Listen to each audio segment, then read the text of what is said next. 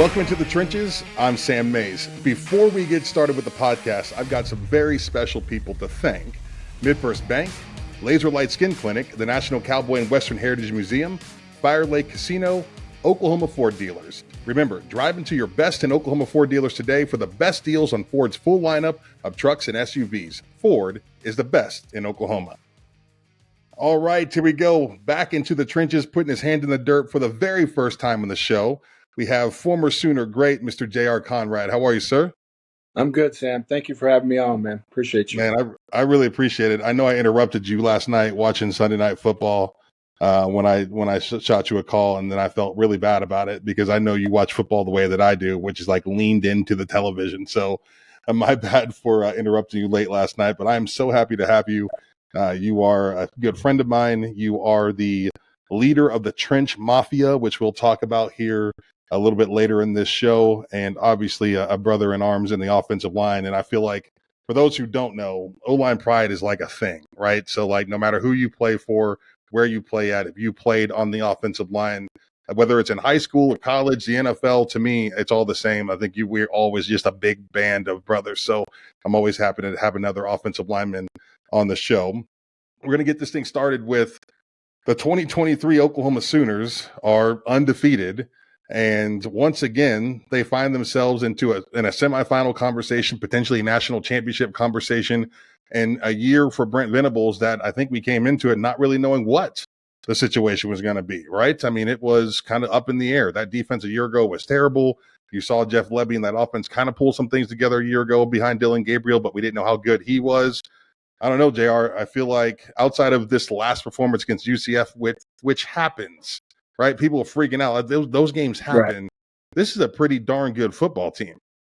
Yeah, I mean, I think it's most impressive. I think this win is, to me, coming off of Texas, where everybody is just loving you up. And you are the best, the greatest, and all the hype. And cigars are out in the locker room. And there's more cheese on that rat trap than ever, man.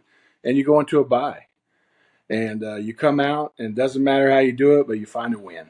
On a 90-degree day at home against a team that, to be honest with you, you don't know what Malzahn's going to do.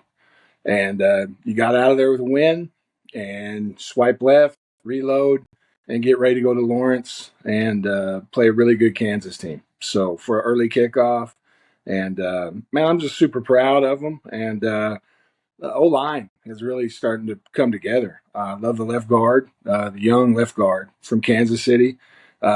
Jacob Sexton's healthy. He's one of the Trench Mafia guys. Kenny Wormy's a kid that's there. And then the Rouse, most impressive, man. His play against Texas late in the game, blocks down, drive catches, kicks out, then picks up the blitz where he's blocking two guys to seal the deal up. For you and me, like, we understand that. And you go, that's it. It's, I mean, right. That's amazing play. It's an amazing play, right? Let's hope that that was cherished in the film room and got him out of over and back, because I know they run a bunch of those with Schmitty, and let's hope we got him out of one of them, right? So, right. Yeah, amen. No. Yeah, they're rocking, man. I'm super proud of them. And for me, me and my wife, Keish, we're chasing college games. My oldest is in Springfield, Missouri, and then our second oldest is at UCO. So we're in the middle, man. We're hearing them, we're seeing them, we're chasing them. And bye week was OU Texas, so everybody was in house, and it was going crazy. So we're super stoked about that game. So it was good. So as far as UCF is concerned. Yeah, we talk about coming off the bye week, and I feel like for me, actually, you know what? Let me say this first. There's something that a lot of people don't understand about being an Oklahoma Sooner that I didn't understand until I covered them for about 4 years, right? I knew as an Oklahoma State Cowboy that I wanted to win that game more than anything. Bedlam was on top of my mind. Like, I'll never forget talking to my dad, and week number 1, I'm a redshirt sophomore. On the docket for me is Tommy Harris and Dusty Dvorak in the center of that Oklahoma defensive line. And he was talking to me about it in week 1. And from week 1, every single week, it's the first thing he brought up on Mondays when we have our conversation and break down what I did on that Saturday, right? When I talked to my dad, it's what he wanted to talk about. Did you see what Tommy did? Did you see how he played? And he's going through it because he knew what that game meant to me, what it meant to my football team. Oklahoma, that's how everybody feels about OU. Right? Like it's everybody's biggest game. And so when I broke this game down prior to it, I'm thinking, man, this is UCF's first time in the Palace. Like, how good are they going to play? Like, you know, they're coming from a different division, or a different conference. Like, this maybe be too big for them. And sure as hell, they showed up and just lined up and played their very best game. And it's what should be expected every single time anybody steps in that stadium, because everyone wants to beat the brand, period. As cool as that O and U is on the side of their helmets, all it does is make the team that they're playing feel like this is our Super Bowl and they got to be their very, very best. And I think that people have got to understand that, acknowledge that every team that comes into that stadium or anywhere, if it's on the road or at home, they want to beat Oklahoma more than anything. Well, I think one thing too that's neat about unique, I guess not neat. That shows how old I am. I use a word there, but unique is Chris Dawson, their strength and conditioning coach, is a former linebacker at OU. Oh wow! At UCF during my time, and then so he's a Sooner, and then there was some juice all week, and then he spent time not only there but then at KU, and then with Mangino. So he's got big wins, Orange Bowl teams, and then a lot of time with Coach Snyder at Kansas State. So and then for him to return home, like there was a lot of carrots dangling, man. So you were just, like I said, you're going to get the best shot, and like I said, I played for Parcells, man, and that rat trap would have been huge, and it would have been hanging in the middle of the locker room, and that was just that team wouldn't have won that game last year, and quarterback's playing well, but the dudes up front are playing well, whether it be O-line or D-line. They're just playing really well, playing at a good tempo. All right, let's switch gears here a little bit. You mentioned Trench Mafia, and I'm proud to say that I have been at a Trench Mafia practice. Give us the what exactly is Trench Mafia? I'm not going to do it justice. I can explain it myself. So tell us what Trench Mafia is. It's what you said in the beginning, man. It's what connects all of us big skill athletes together. It's not something you do, man. It's just who we are. And it's where all the smart guys go when everybody says, no, keep going. You go over there. It's the Island of Misfit Toys. It's where Herbie the dentist is at. And it's, it's just, it's where we end up. And it's guys that, we just get it on, man. And then we find our groove. We find our community, man. And, like I said, man, you've known me for a hot minute, man. We've been at some places together, and we find each other and we laugh through it, and we try to help kids. And but I grew up dirt poor Indian boy, man, and so what I've tried to do is take a lot of really good coaches that have poured into me, and turn around and give it back. And man, I'm surrounded by really good guys that volunteer Saturdays, like years of Saturdays, and turn around and give it right back to kids. And they're not only come from a tremendous past of football, they're just super good humans. And you're going to get in there, you're going to get a lot better, like football wise, but we failed you if we hadn't made you better in life, and we hadn't made you better in your faith. And then along the way, man, we hope that doesn't matter, it's on God's time. Like for me, it took 42 years for me to raise my hand in church, and then another 5 for me to go under water and become baptized. But we're hoping that somewhere along the way, man, we put a root in you. Somewhere along the way, man, I know that we're doing you right. And it's just like this week, it's been 10 days, but me and my wife have literally packaged up 105 Trench Mafia t-shirts that are going out. And you don't buy them, you earn them by making sessions. And you got to make 25 sessions in the off season. That's 25 Saturdays. That's half of your year. And those kids earn it, And the greatest thing about it is they earn it, and there's a one-time turf fee, and then the rest of it's free. And then, if you're not consistent, it's not babysitting, it's different. You will be asked to to excuse yourself from the room. There's dudes in there that are committed. And I'm old school, man. Like T-shirts are important to me, not buying them, earning them.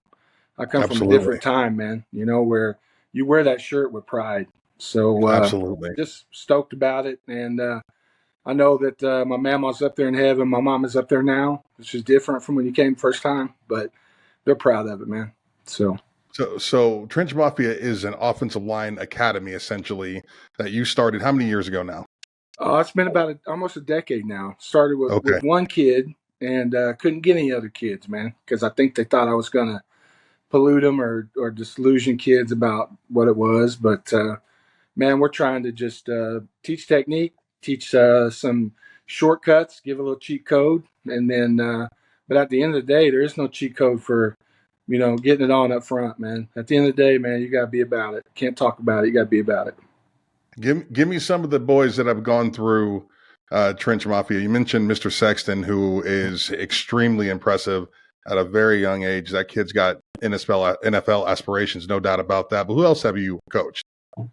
Man, we got so many guys. I was trying to, look at the list. So right now, I think we have 3 at OU. We got about 5 at Oklahoma State. We got 3 at Tulsa that are in state. We probably have 20 altogether, like playing college football, in Oklahoma, like smaller college wise. Altogether, I think we have 40 some that are playing college football all over. And then just getting recruited alone this year, we'll hit, like last year, we had 24 seniors, 23 of them signed. Wow, dude. Yeah, That's right. incredible. And I wish it was That's me. The I majority got of goosebumps.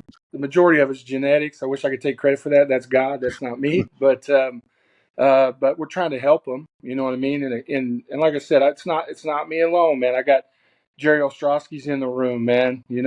Coach Rod's in the room. We just got tremendous people that do amazing things in that room, and we just. But the most famous guy that's come through by far is Creed Humphrey. We've been working with Creed since he was a freshman in high school, and you get a dude like that comes through and still comes back and talks, and Right. still get to spend time with him in the off season. It's not in a group setting now. I get to be alone with him in the room just because he don't want to be around nobody, which I understand because he's always around people now. But it just makes it different, and he's a tremendous football player, but he's even better human. And but there's just the rooms are just amazing kids, man. It's different, and you've come in there and spoke, and I can't say thank you enough. But you just see those kids they're just different. They want to mentor young ones, and it's part of it. You're going to do that, and it's just amazing. Like I wish I could take a lot of credit for it, but it's built up, man. Culture's set, man. I love it. The first time that I went there, I was blown away by the culture, right? And the attention of those young people in the room. And when JR says he's old school, he means it, right? It's one of my biggest frustrations going out to kids' practices today is the coach is blowing the whistle, telling kids to hustle up and get to the huddle. And no, people are out there walking, people are out there talking. I was at a practice a couple of summers ago, and there were kids that had earbuds in during football practice. And it makes me want to just lose my mind, right? I'm just one of those high-strung, yelling, screaming. There are people ask me all the time why I don't coach. It's because I just can't take it. I just don't have the temperament for it. The thing that I notice more than anything is the overall respect in the room at Trench Mafia. And so when I tell you parents out there listening to this podcast, watching this podcast, if you have a young offensive lineman, this is something you need to look into. This is not something that JR is making money on. I'm not promoting his business. I'm telling you, this is an academy for young men who play in the line of scrimmage, who play in the offensive line, that are looking for community. It's one of those positions today that is not respected. And I feel like more so now than ever, because statistically, right, JR, like every position's got a stat. And now these kids, they grow up with these games and these online, personas, and they've got statistics left and rights. And no one wants to play the position, I feel like, right? Look at the NFL right now. There's twice as many elite defensive linemen as there are offensive linemen. And I just feel like people just don't respect this as much as they should. But for the kids that play it, and the kids that love it and the kids that aspire to have aspirations to play at a higher level, whether that's D1, D2, D3, wherever, JR, his staff, this community can help you get there. Go put in the work at Trench Mafia. I absolutely love it. It's fantastic. You guys are awesome. Well, I appreciate that, man. We thank you, man. Thank you very much. All right, so I've got to dive into a little bit just first offensive line play around the country. You know, Trench Mafia is doing it the right way, teaching kids how to do it the right way. I feel like, and tell me if you think I'm wrong here, I just go to high school games now today and I see the spread offenses just run rampant, right? At all divisions, all levels. And you have a group of offensive linemen that have not learned to play the position with their hand in the dirt, one. And two, the first thing I feel like I learned was about the fist fight, right? I feel like at a young age, kids are so overwhelmed with technique, and you're passing the ball 60 times a game and pass protection, that they don't learn about, you know, playing in the offensive line, especially interior where you and I played. That's like getting in a fist fight in a phone booth. Right. And you learn at a young age to crave it, right? You crave the fight and you crave the pain. And I feel like kids today in high school, they're not getting that. And so when they get to college and look, their form is great and they can kick slide like champions and all the things, like they're ready to pass protect 65 times. Unlike myself, I showed up ready to kick somebody's ass. I didn't know anything about pass protection. I had to learn that, which was much easier to learn the technique at that age versus having to learn the fight. Like I feel like we got a lot of kids that get to college now, Division I athletes, that haven't learned about just these things and the fight that is in the trenches, just that full out man on man. You have to go out there and somehow move that dude off the spot that you don't have to have great technique. You just have to have the will to do it. And I feel like they're not being taught that now. It's like reversed, right? They come in with all the skill in the world, but I don't even want to call it toughness. It's just a rage almost that you learn at a young age. If you're coming out of a wing tee or a stack guy, or you know what I mean, like an offense that forces you to make contact, forces you to drive off the line of scrimmage. And I think it's really changed the way that we are teaching kids in college and what the expectation should be once they get there. Well, I think there's a couple of things. So my oldest, there's a gap. There's a 3-year gap between my oldest and my middle one, right? So I went from high school games of my own. I never got out and saw any high school football other than this year. And I have been wearing my pickup truck out, man. I've been at so many high school games, like seeing mainly our guys play. But I've been in Texas, man. We have a Trench Mafia guy that had leukemia, got diagnosed with leukemia, right, back in January. By the grace of God, he was cancer free. Made his first start a week ago at Lovejoy, Texas. Wow. And you know me, I got my little man in the car. He's 7th grade. He's a guard. And he sounds exactly like young Sam Mays. This dude is my little man's a go-getter. And I said, you're in the car because you're going to go find out what O-line's about. This is about brotherhood. It's about the man next to you. So I'm in Lovejoy watching him come out of the tunnel, cancer-free, first start in Texas. And I'm in tears, you know. I'm in tears, you know what I mean? Like, and I'm, you know, I think of me as the old, like, you know, but I mean, I'm in tears while they're introducing everybody, and I see the kid run out the tunnel. I'm about to tear up right now, but, you know, just to think of how good God is for this young man and his family, you know, and then, shoot, I catch, after that, this last week alone, I'm at a junior high game for my son on Tuesday. I watch more Norman North on Thursday night.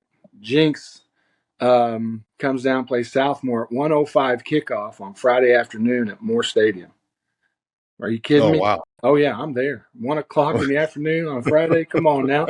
And then Absolutely. I go to then I go to a Friday night game in Mustang and watch Mustang and Norman play.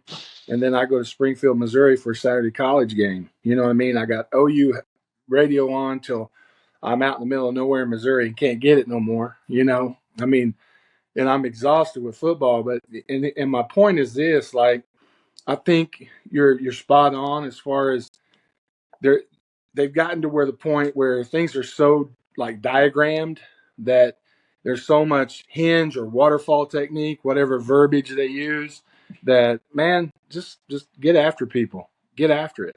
And like I've seen unbelievable. I've seen Bixby play a couple of times this year. They get after it up front. Jinx gets after it up front. Owasso, I've seen them play. They got bookends that are Division One big time tackles. They get after it.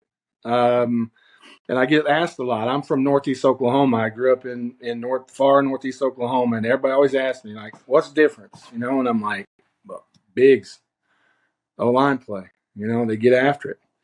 And I think you're right. Like there comes a time where, you can't hardly say dirt anymore because it's these little, I don't know what those turf pebbles are that get in your shoe and annoy you. I don't know what that is, but I think you got to get your hand in those little rubber pebbles or whatever they are. But I think there comes that time, and it's easier to quit telling big guys, hey, hey, hey, hey, hey, hey, hey, hey.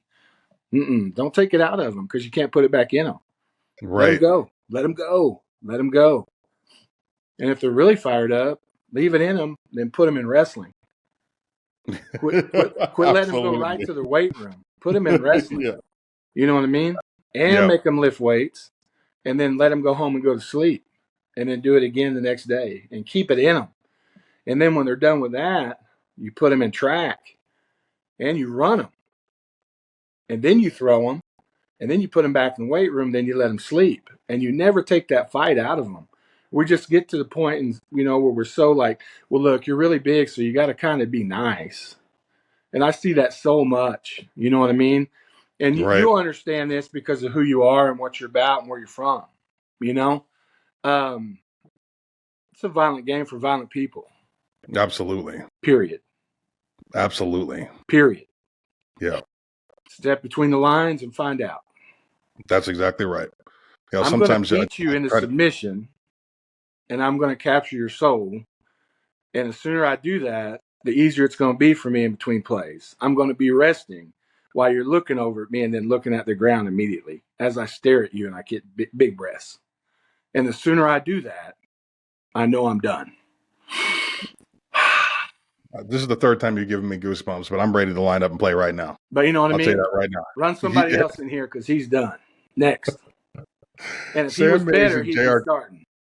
If you and I were ever to line up in our primes next to each other, there would have been some bodies left in the wake. There's no doubt about that, man. And we go backwards a time or two, but we got one to give each, right, before we get thrown out. So that's exactly right. Coach Gundy or Coach Gibbs would have got 30 yards of those from us. We'd have laughed about it and we'd went to work, right?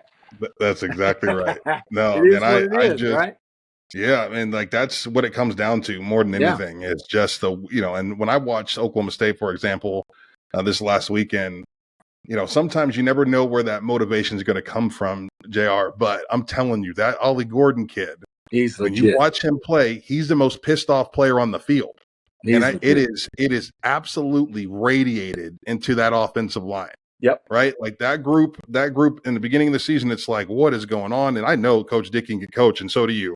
That dude can coach. Yep. He has proven it time after time after time. I don't know what it was going to take to get that group going, but I'm telling you that Ollie Gordon gets in the backfield. That dude is bringing pain with him. Period. End of sentence. And it is radiated to that group up front.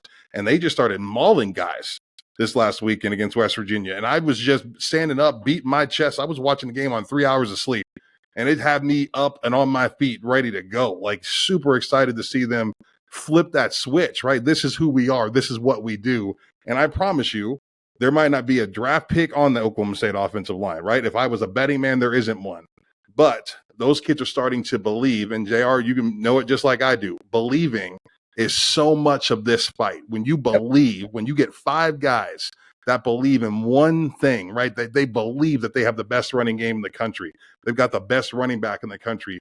You're going to have to beat that belief out of them. The Oklahoma State whole entire team is better now because the offensive line is feeling themselves, and they should be.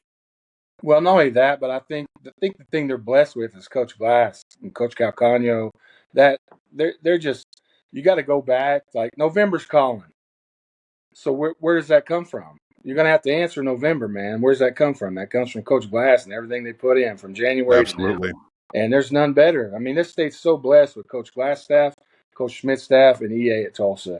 And Tulsa's going through a little bit of transition, but the strength coaches in this state, I'm spoiled because that's what I do for a living. I'm around those guys, but this state is blessed beyond. And I'm telling you, I promote guys staying in state because of the player development. Not only because of who you can be as a player, but who you're going to be as a man from being around these guys and what they pour into their players.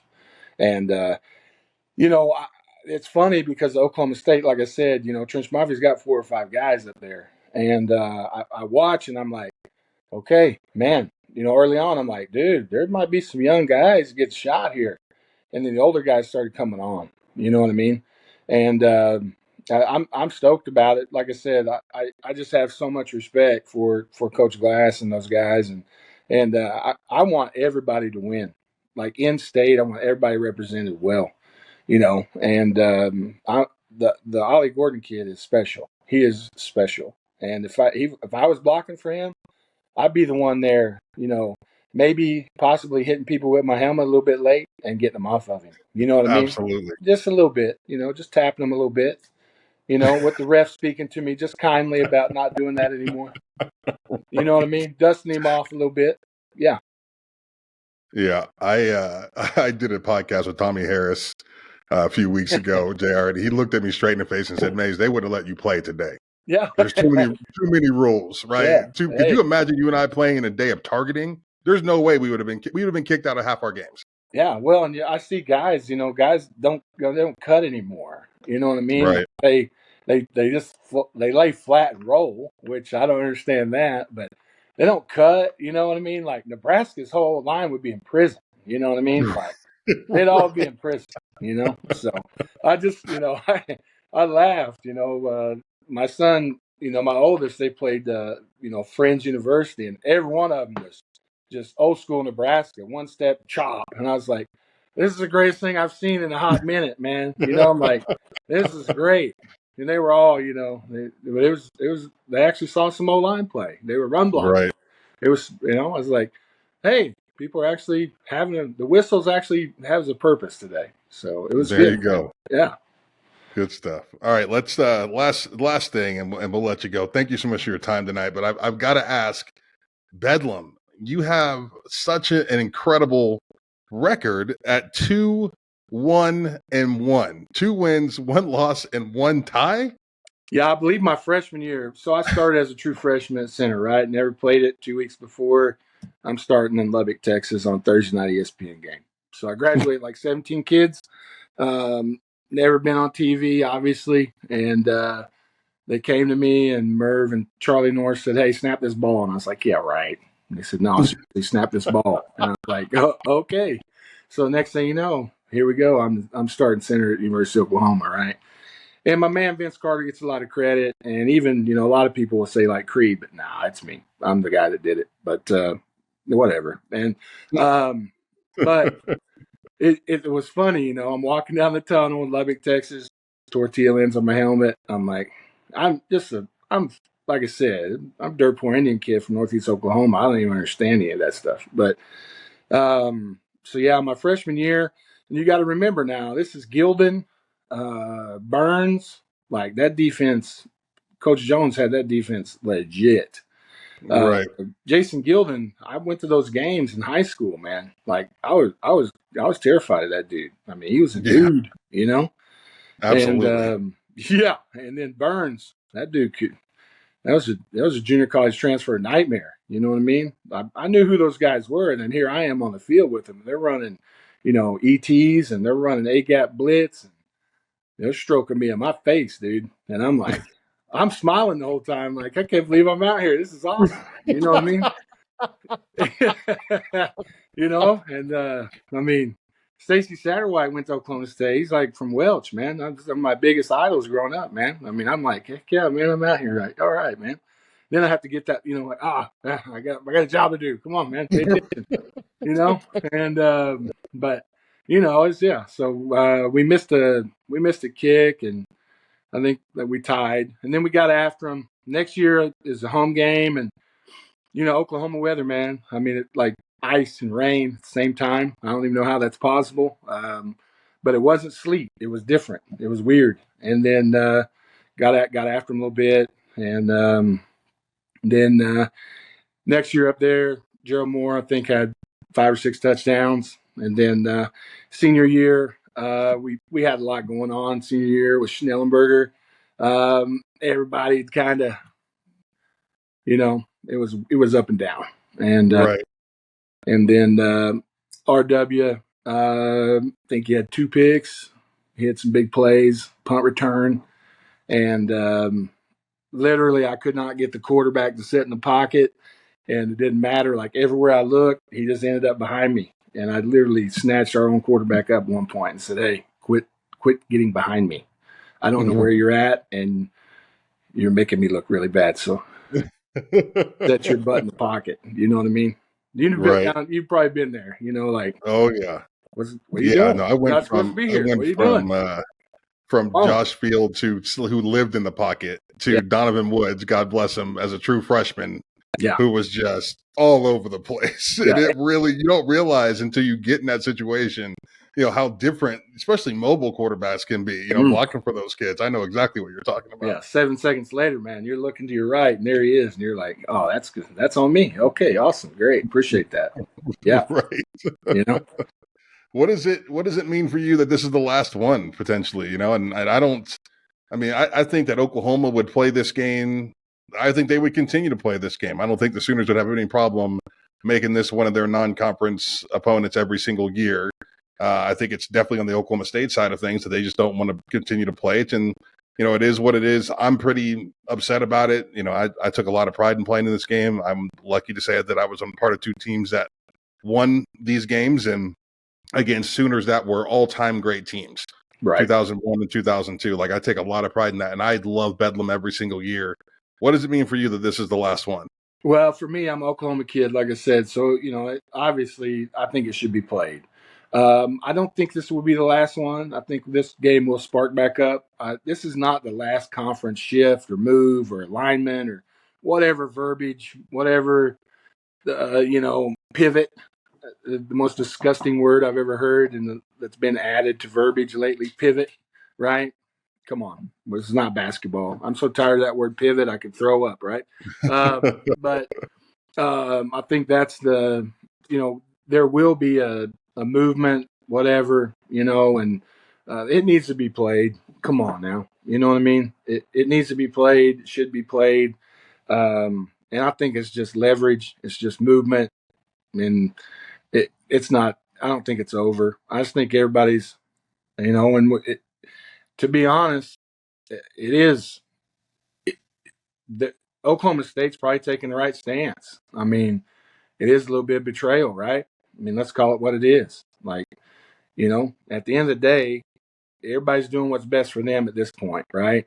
So if you came home and your girl was kissing somebody, but your heart loved her, but your eyes saw something different, where you stand? Yeah, I get it. I know where I stand, right? Right. Oh yeah, I'm serving him up, right? So Absolutely. yeah, so I'm still breaking up with her, but I'm serving him up on the way out the door, right? So Right. yeah, so I get it, but I'm diehard Oklahoma guy. I want it to be played. The kids deserve it to be played. All the alumni deserve it to be played from both universities, and the fans deserve it. And I think once the big pivot, the shift, the move, the alignment, whatever we're doing. Oh man, what's something happening? Once whatever happens, it will get locked back in.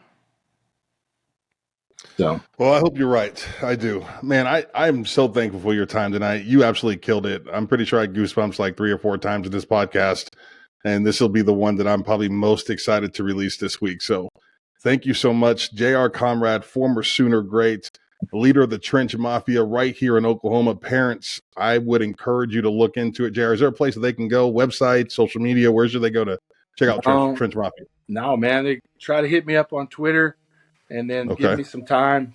We try not to promote it too much. It's on the down low, man. And You know, it's hard to get in. It's harder to stay in. So there's exit doors. Don't take one, right? Parcellism, man. That's it. So Thanks, appreciate buddy. you, I brother. appreciate your time. All right, man. Have a good night. Thank you so much. You too. Yep.